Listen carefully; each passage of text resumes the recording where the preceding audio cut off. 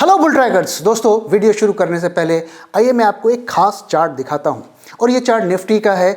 2005 से 2007 तक का चार्ट आप देख सकते हैं। और 2005 सितंबर के आसपास निफ्टी एक फ्रेश ऑल टाइम हाई बनाता है। मार्केट्स में चारों तरफ बुलिश सेंटिमेंट्स है और मार्केट्स लगातार न्यू हाइज को टच करता रहता है। हर डिप को लोग खरीदते हैं, हर राइज को लोग खरीदते हैं, एफआईआईज खरीदते हैं, डीआईआईज खरीदते हैं और रिटेल वाले तो खरीद ही रहे थे। और ये वो दौर था जिसमें इकॉनमी में अच्छी खासी ग्रोथ हमें दिख रही थी। 7-8% के रफ्तार से इकॉनमी ग्रो कर रही थी। और ग्रोथ अगर आप देखें तो दिखता था क्योंकि लोग इनकम बढ़ रही थी, रियल एस्टेट प्रॉपर्टी में इन्वेस्टमेंट्स बढ़ रहे थे, नए नए प्रोजेक्ट्स आ रहे थे। अगर देखें तो जो आज हमें एनसीआर दिखता है, जो national capital region, Gurgaon, Noida, Ghaziabad, ये उसी दौर में बना था। तो सब कुछ उस वक्त पॉजिटिव था और मार्केट्स लगातार नई हाइज को टच कर रहा था। नए नए इन्वेस्टर्स हर रोज मार्केट में आ रहे थे। अगर आप इस चार्ट को 2007 दिसंबर तक देखेंगे तो सब कुछ यहां पर अच्छा लग रहा था और buying at every stage was the most suitable decision. Now इसके बाद दिसंबर का महीना आता है 2007 का और मुझे याद है कि उसी टाइम, लगभग जो साल का ये टाइम है, इसी टाइम उस साल का था और मुझे ट्रैवल करना था। मैं इंटरनेशनल एयरपोर्ट पे जा रहा था और ये कहानी मैंने पहले भी आपके साथ शेयर की है। और जब मैं एयरपोर्ट्स में सिक्योरिटी चेक के लिए गया तो वहाँ पे जो ऑफिसर्स मुझे फ्रिस्क कर रहे थे वो आपस में शेयर की बात कर रहे थे। और उसी वक्त मेरा एंटीना खड़ा हो गया और मुझे लगा कि मार्केट गिरेगा या नहीं गिरेगा ये तो मैं नहीं कह सकता, लेकिन मार्केट्स डेफिनेटली ओवरबॉट हो चुके हैं। और न्यू ईयर तक मैं जो है यूएसए पहुंच गया और वहां पर जनवरी के सेकेंड वीक से मार्केट्स में गिरावट शुरू हो गई। और उस वक्त मैं लगभग अपनी सारी पोजीशंस को खाली कर दिया था और शायद एक दो स्टॉक जिसमें से रिलायंस भी था उसे मैं होल्ड कर रहा था।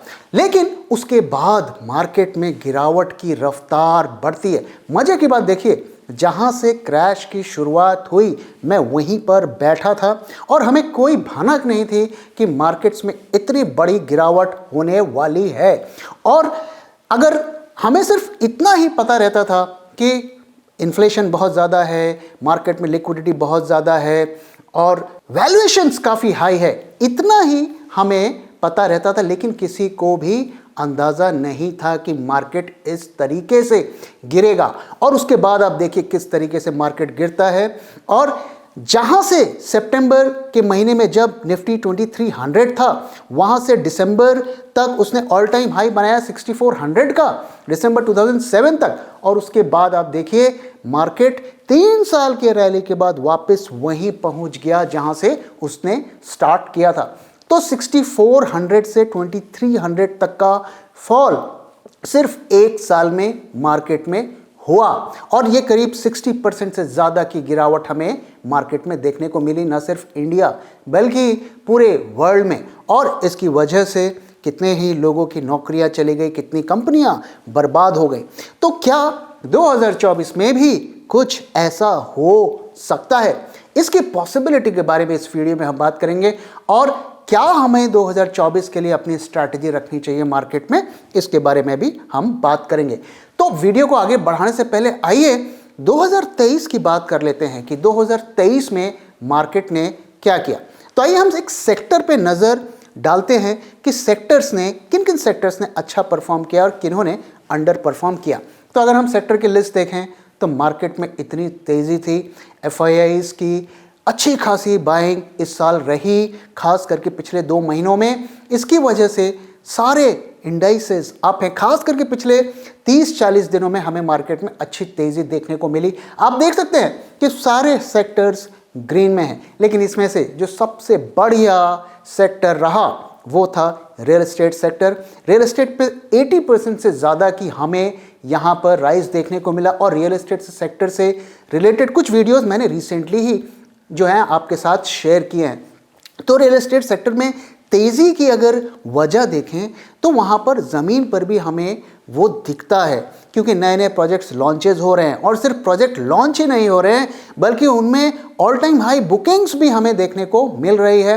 कंपनीज के कैश फ्लो अच्छे हैं, और जो इस बार जो रियल एस्टेट मार्केट में ग्रोथ हमें देखने को मिल रहा है वो पैन इंडिया देखने को नहीं मिल रहा है, कुछ ही सिटीज़ में देखने को मिल रहा है। और देयर आर जेन्युइन बायर्स जो हमें दिख रहे हैं, जिसकी वजह से इसमें हमें ग्रोथ देखने को मिल रहा है। तो रियल्टी सेक्टर काफ़ी चढ़ चुका है पिछले एक साल में, करीब 80-90%, लेकिन इस वक्त ये मोमेंटम में है और आगे भी जो है इसके बढ़ने के चांसेस रहते हैं। उसमें से स्टॉक लेवल की एनालिसिस मैंने आपके साथ भी शेयर की थी, आप चाहे तो उसे देख सकते हैं। इसके अलावा पीएसयू बैंक्स को अगर आप देखें तो वहाँ पर भी हमें अच्छी खासी तेज़ी देखने को मिली। और बैंक्स में अगर आप देखें क्या हो रहा है, तो बैंक्स में काफ़ी लोन्स को राइट ऑफ किया है, उनके बैड लोन्स को एक तरीके से वाइट वॉश किया गया है, हटाया गया है उनके बुक से। तो एक तरीके से वो क्लीन स्टेट से स्टार्ट कर रहे हैं और इसका फ़ायदा उन्हें दिख रहा है। हालांकि अगर आप देखें प्राइवेट बैंक्स अंडर परफॉर्म कर रहे हैं कंपेयर टू पीएसयू बैंक्स। और उसकी क्या वजह है, क्योंकि पीएसयू बैंक्स में अगर हम देखें तो पहली बात तो ये कि एचडीएफसी मर्जर की वजह से जो सबसे बड़ा बैंक है, जिसके पास सबसे बड़े डिपॉजिट्स हैं और लोन्स हैं, उसमें हमें जो है गिरावट आती हुई दिखी है। इसके अलावा आरबीआई ने जो अनसिक्योर्ड लोन्स को टाइट किया है, उसकी वजह से भी इस सेक्टर में प्रेशर रहा है। साथ ही इंटरेस्ट रेट्स जो हैं ऑल टाइम हाई पर हैं, तो इसकी वजह से बैंक्स भी लोन देने में थोड़े कॉशियस हैं। और यही वजह है कि अनसिक्योर्ड लोन्स में उन्होंने इतना ज़्यादा फोकस किया, क्योंकि वो लोन्स छोटे यूनिट के होते हैं, उसे देना आसान होता है और उसमें रिकवरी भी थोड़ी इजी रहती है। जो सिक्योर्ड लोन्स है वो बड़े होते हैं, तो इस वजह से वहाँ पर राइस हुआ और बड़े लोन्स में जो है उतना राइस नहीं हुआ, और इस वजह से वहाँ पर हमें गिरावट देखने को मिल रही है। अगर पीएसयू बैंक्स की बात करें तो वहाँ पर भी काफ़ी रिन्यूड फोकस है। बैंक्स को ये क्लियर इंस्ट्रक्शंस दिए गए हैं कि आप अपने बैड लोन्स की रिकवरी करें, और लोगों को नोटिसेस जा रहे हैं लोन्स की रिकवरी के लिए। तो इस वजह से पीएसयू बैंक्स जो हैं प्राइवेट बैंक्स को आउट परफॉर्म कर रहे हैं। इसके अलावा अगर हम फार्मा सेक्टर की बात करें तो फार्मा सेक्टर में भी यूएस मार्केट में वहाँ की जो प्राइसिंग है वो स्टेबल है, और वहाँ पे जो जेनरिक्स ड्रग्स हैं उसकी सप्लाई के कंस्ट्रेंट हैं, तो जिसकी वजह से US market Indian pharma companies के लिए काफ़ी इस वक्त फेवरेबल सिचुएशन में है। लेकिन फार्मा में प्रॉब्लम क्या है कि वहाँ पे यूएस एफडीए के कभी भी कोई नोटिस आ जाता है किसी कंपनी को, जिसकी वजह से जो है सडन कंपनी में फॉल आ जाता है। इस वजह से फार्मा सेक्टर जो है बहुत ज़्यादा मुझे पसंद नहीं है, क्योंकि वहाँ पर काफ़ी अनसर्टेनिटी रहती है। इसके बाद अगर हम आईटी सेक्टर की बात करें तो आईटी सेक्टर में भी हमें अच्छा खासा इस साल ग्रोथ देखने को मिला, करीब 25% से ज़्यादा। और आईटी सेक्टर की अगर बात करें तो वहाँ पर काफ़ी ज़्यादा प्रेशर में ये सेक्टर चल रहा है। ग्लोबल जो डिमांड है वो कम हुई है, और क्लाइंट्स जो है आईटी सर्विसेज कंपनी से काफ़ी जो हैं स्क्वीज़ कर रहे हैं, उन्हें ज़्यादा पैसे देने से मना कर रहे हैं, और जिसकी वजह से उनके मार्जिन्स प्रेशर में है। ओवरऑल जो है डिमांड भी कम हुई है। और ये अगर आप नौकरी का डेटा देखें, इन्फो एज में जो रिक्रूटमेंट का डेटा है वो देखें तो वहाँ पर क्लियरली आईटी सेक्टर की रिक्रूटमेंट प्रेशर में है। अगर अक्टूबर के महीने में 14% की गिरावट आई है, और नवंबर के महीने में उसकी डबल करीब 26-27% की गिरावट रिक्रूटमेंट में आई है। सिर्फ आईटी सेक्टर की मैं यहाँ पर बात कर रहा हूँ। तो ओवरऑल आईटी सेक्टर प्रेशर में है। अगर हम नैस्डैक को देखें तो वहाँ पर आईटी सेक्टर काफ़ी अच्छा कर रहा है। डिफरेंस क्या है? डिफरेंस है कि नैस्डैक का जो स्टॉक्स तेज़ी से रन कर रहे हैं, जिनमें अच्छी हमें ग्रोथ देखने को मिली है पिछले साल, वो सारे प्रोडक्ट बेस्ड कंपनीज़ हैं, एआई बेस्ड कंपनीज़ हैं। और जो हमारी आईटी सर्विसेज कंपनी है वो सर्विसेज कंपनी है। तो ये मेजर डिफरेंस है। देखिए दुनिया में क्या हो रहा है आईटी सेक्टर में कि ऑटोमेशन पर फोकस हो रहा है, और एआई को यूज़ करके आप देखिए तो वहाँ पर लोगों को हटाकर मशीन्स काम कर रही हैं। आज की ही खबर है कि पेटीएम ने 1000 लोगों को निकाल लिया, क्योंकि एआई बेस्ड सोल्यूशन से उनका काम चल रहा है। अब ये आईटी सर्विसेज के जो फेवर में ये चीज़ नहीं जाती है, क्योंकि आईटी सर्विसेज का जो रेवेन्यू मॉडल है वो ऐसा है कि लोगों पर डिपेंड होता है। वहाँ पे जो उनकी इनकम होती है वो उनके पर पर्सन के हिसाब से होती है, जो बिलिंग होती है। तो जितने लोग वो डालेंगे उनके पर घंटे के हिसाब से वो बिल करते हैं। तो लोगों का कम करना उनके लिए जो है नुकसानदेह होगा। अगर ये कंपनीज प्रोडक्ट्स पे फोकस करती हैं, एआई बेस्ड प्रोडक्ट्स पे फोकस करती हैं, तो इनकी भी रीरेटिंग हो सकती है। लेकिन फिलहाल इनके रेवेन्यू मॉडल में कोई बदलाव होता हुआ नहीं दिख रहा है।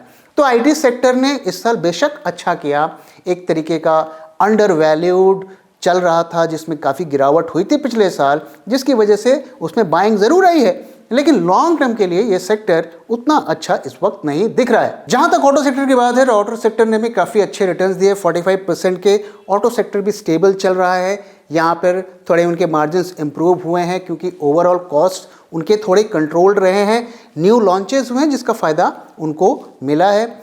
और अगर मेटल्स की बात करें तो मेटल्स ने भी ठीक ठाक रिटर्न्स ही दिए हैं और वहाँ पर भी डिमांड अच्छी है। हालांकि ग्लोबल डिमांड थोड़ी सी कम हुई है, लेकिन हमारे जो डोमेस्टिक डिमांड है उसमें बढ़ोतरी दी है क्योंकि कार्स और इंफ्रास्ट्रक्चर सेक्टर्स में हमें ग्रोथ दिख रहा है, जिसकी वजह से मेटल सेक्टर्स को भी फ़ायदा हुआ है। लेकिन मेटल्स में जो मेजर जो भी गेन हमें देखने को मिला है वो स्टील सेक्टर के लिए ही हुआ है। इसके अलावा अगर हम बात करें तो ऑयल एंड गैस जो है काफ़ी ठंडा पड़ा हुआ है, इसने अंडर परफॉर्म किया है, 10% का ही गेन दिया है पिछले एक साल में। और ऑयल एंड सेक्टर में ग्लोबल डिमांड जैसा कि मैंने कहा वो थोड़ी सबड्यूड है और क्रूड के प्राइसेस भी इसी वजह से गिर रहे हैं। तो $100 से $80 तो क्रूड गिरा है, उसका फ़ायदा ऑयल एंड गैस कंपनीज को हुआ है, लेकिन वहाँ पर कोई ड्रामेटिक ग्रोथ नहीं देखने को मिल रहा है। तो 2024 में खास बात क्या है? देखिए 2024 में ऐसे कई फैक्टर्स हैं जो मार्केट में काफ़ी उठापटक कर सकते हैं। इस वक्त ये कहना मुश्किल है कि उठापटक होगा कि नहीं होगा, होगा तो कब होगा। लेकिन हम एज ए मार्केट इन्वेस्टर्स हमें रिस्क के बारे में अवेयर रहना चाहिए कि कौन कौन से रिस्क मार्केट में हैं और वो कभी भी सर उठाकर मार्केट को दबा सकते हैं। तो आइए एक एक करके उन रिस्क को समझते हैं और उसके बाद हम बात करेंगे कि हमें क्या स्ट्रैटेजी अडॉप्ट कर सकते हैं 2024 के लिए। तो पहली चीज़ दोस्तों कि मार्केट की अगर वैल्यूएशंस की बात करें तो वहाँ पर कोई कंफर्ट नहीं है। मार्केट्स काफ़ी ज़्यादा, इंडिया के मार्केट्स ओवर वैल्यूड लग रहे हैं। पीई जो है 22 से 24 के बीच में चल रही है, जो कि ऑल टाइम हाई तो नहीं है लेकिन काफ़ी हाई लेवल पर है और ये वैल्यूएशंस का कंफर्ट नहीं दे रही है। अगर हम इमर्जिंग मार्केट से भी कंपेयर करें तो उसके कंपैरिजन में काफ़ी ज़्यादा हमारे मार्केट्स जो हैं ओवर वैल्यूड हैं। इनफैक्ट अगर हम इंडिया की बात करें तो ये वर्ल्ड के मोस्ट एक्सपेंसिव मार्केट्स इस वक्त हैं। तो वैल्यूएशंस का कंफर्ट नहीं है और इतने हाई वैल्यूएशंस पे फ्रेश इन्वेस्टमेंट करना हमेशा रिस्की होता है। तो इसको बीट करने का तरीका बहुत आसान है कि अगर आप इंडिविजुअल स्टॉक्स पर फोकस करेंगे जिसमें वैल्यूएशंस का थोड़ा कंफर्ट मिलता है, जिसमें ग्रोथ जो है वैल्यूएशंस हाई होने के बावजूद भी बहुत ज़्यादा ग्रोथ की पॉसिबिलिटी है, अगर उन स्टॉक्स पे फोकस करेंगे तो इस रिस्क को काफ़ी हद तक मैनेज कर सकते हैं। इसके बाद अगर हम इन्फ्लेशन और इंटरेस्ट रेट्स की बात करें जो कि इंटरलिंक्ड हैं, तो इन्फ्लेशन देखिए दोस्तों थोड़ा सा इस वक्त कम होता हुआ तो दिखा है, लेकिन वाकई में जो रियल इन्फ्लेशन है अगर वो देखेंगे तो उसमें कोई खास गिरावट नहीं हुई है। इन्फ्लेशन की एक खास बात क्या होती है कि अपने आप कम हो जाता है बेस इफेक्ट की वजह से, क्योंकि इन्फ्लेशन को हम हमेशा पिछले साल से कंपेयर करते हैं।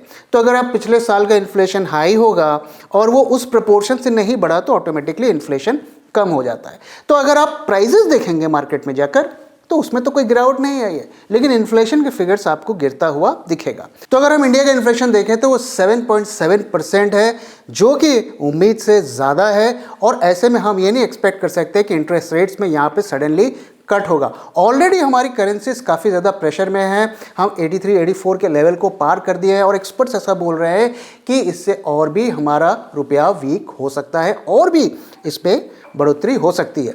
तो इंटरेस्ट रेट्स अगर हम यूएस की बात करें तो वहाँ पर अब कुछ ऐसी खबरें आ रही हैं कि अगले साल थोड़ी गिरावट हो जाएगी और 2024 के ईयर एंड तक 0.75% की गिरावट हो जाएगी, ऐसी कुछ खबरें आ रही हैं। लेकिन अगर वो कम होती भी हैं, इसके बावजूद भी इंटरेस्ट रेट्स काफ़ी ज़्यादा हाई लेवल पर है। यूएस में जो इंटरेस्ट रेट्स अगर आप देखें तो 4 से 5% जो है रिसेंट टाइम्स में बढ़े हैं और वापस से उन लेवल्स पर पहुंचने में जो है काफ़ी टाइम लगेगा। तो अगर थोड़ी बहुत गिरावट होती भी है तो इसके बावजूद भी इंटरेस्ट रेट्स काफ़ी ज़्यादा रहेंगे। तीसरा जो रिस्क फैक्टर है ग्लोबल डिमांड, तो उसमें जैसा कि मैंने कहा हमें वहाँ पर थोड़ा प्रेशर दिख रहा है और वो आईटी कंपनीज में हमें दिख रहा है, और सिर्फ आईटी कंपनीज ही नहीं, अगर ओवरऑल हम देखें तो हमारे इंपोर्ट्स भी कम हुए हैं। इंपोर्ट्स यानी कि जो सामान हम और देशों से खरीदते हैं उसमें गिरावट आई है, और जो हम एक्सपोर्ट करते हैं उसमें भी हमें गिरावट आई है। और ये जो ग्लोबल डिमांड में वीकनेस आई है उसकी सबसे बड़ी वजह क्या है कि जो काफ़ी ज़्यादा जो इन्फ्लेशन है बढ़ा है। तो इन्फ्लेशन बढ़ेगा तो लोगों की बाइंग कैपेसिटी भी कम होगी। तो इन सब का इम्पैक्ट क्लियरली विजिबल है अगर आप डेटा को देखेंगे। अगर आप मार्केट ना देखकर अगर आप इकोनॉमी का डेटा देखेंगे तो ये चीज़ें आपको ज़्यादा क्लैरिटी के साथ दिखेंगी। चौथा जो फैक्टर है वो है कि 2024 में इलेक्शंस, तो इंडिया में भी इलेक्शंस हैं और यूएस में भी प्राइमरीज इलेक्शंस 2024 पे हैं। अब यूएसए के इलेक्शंस दोस्तों जानते हैं हर कंट्री को यूएसए से लेना देना होता है। अब यूएसए में कौन प्रेसिडेंट बनता है, किस तरीके की पॉलिसीज़ लेकर आता है, और जिस तरीके के माहौल में हम जी रहे हैं पूरी दुनिया में एक माहौल बना है मी फर्स्ट, यानी कि हम अपना पहले देखेंगे, हम दूसरे का नहीं देखेंगे। तो कौन वहाँ पर बनता है, क्या पॉलिसीज़ लेकर आता है, किस तरीके से वो हमें इम्पैक्ट करता है, तो ये सारी काफ़ी चीज़ें वहाँ पर एक क्वेश्चन मार्क की सिचुएशन बनती है। अगर हम इंडिया की बात करें तो क्या इंडिया में पॉलिटिकल जो गवर्नमेंट, जो प्रेजेंट गवर्नमेंट है उसमें कोई बदलाव हो सकता है, क्या लीडर में बदलाव हो सकता है? मैं कोई पॉलिटिकल पंडित तो नहीं हूँ, लेकिन जो पॉलिटिक्स में ऐसा कहते हैं कि एक हफ्ता 10 दिन भी काफ़ी ज़्यादा होता है। तो अगर कोई किसी तरीके का चेंज होता है करंट लीडरशिप में या गवर्नमेंट में तो उसका क्या इम्पैक्ट होगा, ये अभी हमें देखना है आने वाले टाइम पे। तो जैसा कि दोस्तों हम जानते हैं कि एक लीडर किसी कंट्री का अगर बदलता है तो उसकी वजह से पॉलिसीज़ चेंज होती हैं, गवर्नमेंट चेंज होती हैं तो पॉलिसीज़ चेंज होती हैं। कोई किसी सेक्टर को फेवर करता है, कोई किसी सेक्टर को फेवर करता है। तो ये भी एक तरीके का मार्केट में इम्पैक्ट कर सकता है। और अभी हमारे इलेक्शंस होने में 6-7 महीने और हम दूर हैं और हमें देखना है कि आने वाली सिचुएशंस कैसी रहती हैं। और जो पांचवा फैक्टर है दोस्तों कि दुनिया भर में इस वक्त जो राइज ऑफ नेशनलिज्म हो रहा है वो एक चिंता का विषय है। अगर आप हिस्ट्री पढ़ेंगे दोस्तों तो आप पाएंगे कि नेशनलिज्म जो होता है वो बड़े बड़े वॉर्स का कारण होता है। नेशनलिज्म को हथियार बना के दुनिया भर की सरकारें जो है पब्लिक को अपने फेवर में करती हैं और फिर उस जो ओपिनियन को यूज़ करके वॉर पे जाती हैं। और उनका वॉर का जो कारण होता है वो इकोनॉमिक भी होता है और पॉलिटिकल भी होता है। काफ़ी सरकारें वॉर में इसलिए जाती हैं ताकि वो अपने पब्लिक को दिखा सके कि देखो हम लड़ाई जीत कर आए हैं, और काफ़ी इसलिए जाती हैं कि उन्हें लगता है कि ऐसा करके वो इकोनॉमिक बेनिफिट ले सकते हैं। अब हमारे देश में अगर आप लोगों से पूछेंगे कि नेशनलिज्म और पेट्रियोटिज्म में क्या डिफरेंस है तो 99% लोग नहीं बता पाएंगे। देखिए, नेशनलिज्म क्या होता है और पेट्रियोटिज्म क्या होता है। What is patriotism?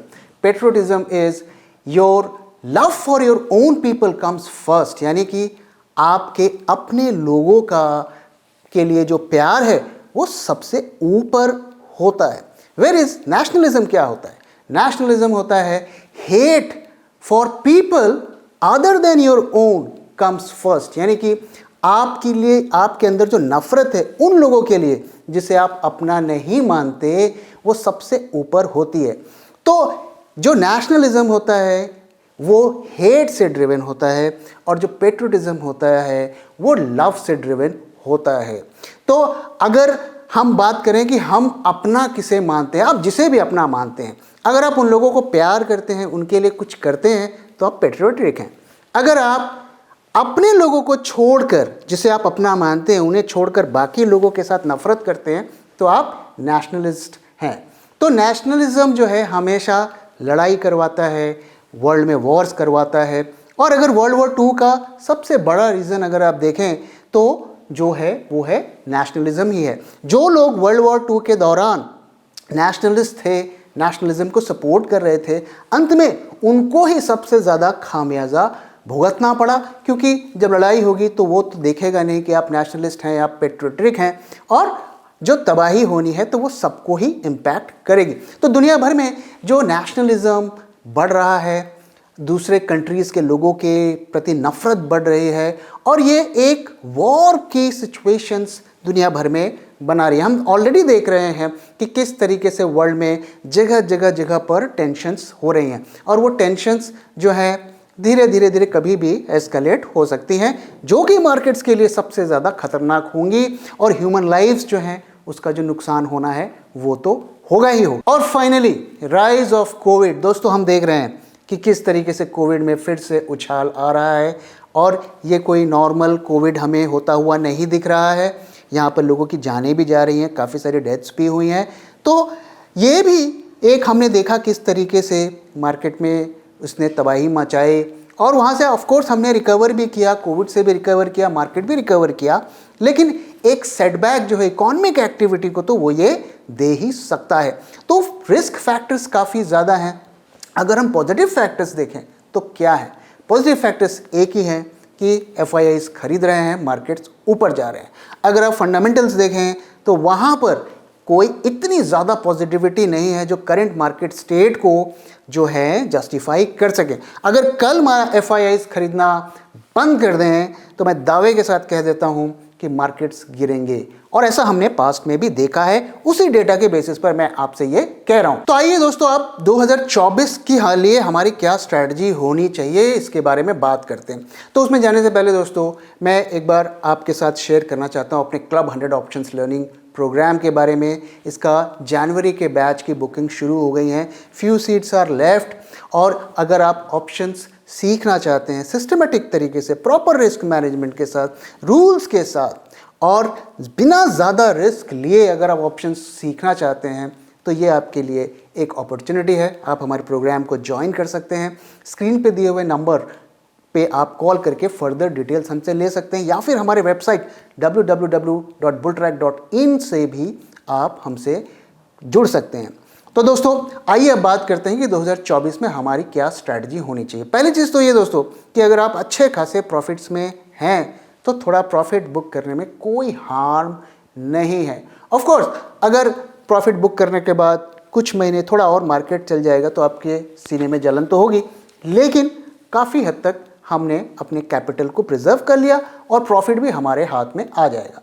Of course आप प्रॉफिट करने के बाद जो है उसमें से थोड़ा पैसा री इन्वेस्ट भी कर सकते हैं जिस सेक्टर में आपको लगता है या जिस स्टॉक में लगता है कि ये थोड़े रीजनेबली वैल्यूड हैं और आने वाले टाइम में इसमें ग्रोथ हो सकता है, तो उसमें थोड़ा पैसा लगाया जा सकता है, री इन्वेस्ट किया जा सकता है। तो जब मार्केट्स इतने हाई वैल्यूएशंस पर हो तो हमें मार्केट में उतना ही पैसा रखना चाहिए जिसका अगर मान लीजिए कल मार्केट में बड़ी गिरावट हो भी जाती है और हमारे मार्केट में पैसे फंस भी जाते हैं तो हमें ज़्यादा दिक्कत ना हो। हमारी जो खास ज़रूरतों के का पैसा हम मार्केट में लगाते हैं तो उसमें हमें ज़्यादा वैसे पैसे हमें मार्केट में नहीं रखने चाहिए, वहाँ से हमें निकाल लेना चाहिए। तीसरा, जो वैल्यूएशंस हैं उसको इग्नोर करना अच्छी बात नहीं है किसी भी इन्वेस्टर्स के लिए। किसी भी इन्वेस्टिंग गुरु से आप बात करेंगे तो हमेशा आपको एक ही चीज़ बताएगा कि अच्छे शेयर को, अच्छे कंपनीज के शेयर को रीजनेबल वैल्यूएशंस पर एक्वायर करिए।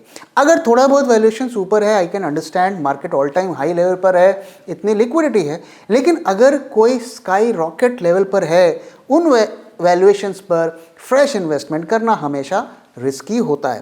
तो अगर आपने किसी ऐसे स्टॉक पे लगाया ही है जो बहुत ज़्यादा हाई वैल्यूएशंस पर है, तो अगर आपके 10 स्टॉक हैं तो 10 में से 1-2 में लगाइए। अगर आपने 10 के 10 स्टॉक्स ही ऐसे हाई वैल्यूएशंस पे ले लिए तो आप देखिए कितना बड़ा रिस्क ले रहे हैं। चौथा जो पॉइंट है कि गोल्ड में हमें पैसे लगाना सही रहेगा। पिछले 1.5-2 साल से हम गोल्ड की बात कर रहे हैं और अगर देखें तो लास्ट ईयर तक गोल्ड जो है मार्केट को काफ़ी ह्यूज मार्जिन से आउट परफॉर्म कर रहा था।